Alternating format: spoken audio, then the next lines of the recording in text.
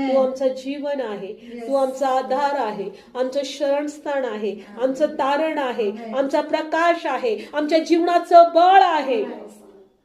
तुला उंच करतो प्रभू, तुझे उपकार मानतो प्रभू.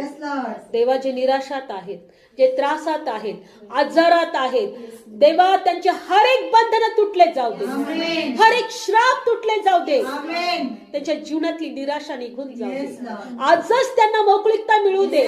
तर प्रभू येशू ख्रिस्त जेव्हा सभास्थानामध्ये उभा राहिला आणि तो म्हटला की देवाचा आत्मा माझ्यावर आहे, दिनास सुवार्ता सांगायला मला अभिषेक केला आहे, ठेचलेल्यांची मोकळीकता, बंदीवानांची सुटका आणि परमेश्वराचं प्रसन्नतेचं वर्ष गाजवायला मला अभिषेक केला आहे आणि तो देव आमच्यामध्ये आहे.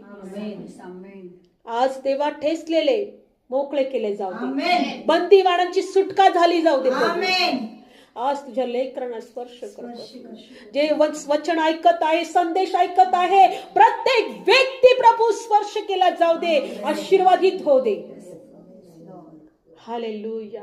आम्हाला प्रत्येकाला देवा तुझ्या कृपेमध्ये ठेव, तुझ्या आश्रयात ठेव.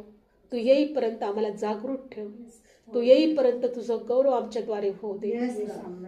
प्रभू, तुझ्या लेकरांच्या हर एक बंधन आम्ही येशूच्या नावात तोडतो. सैतानाच्या अटॅक योजना येशूच्या नावात आम्ही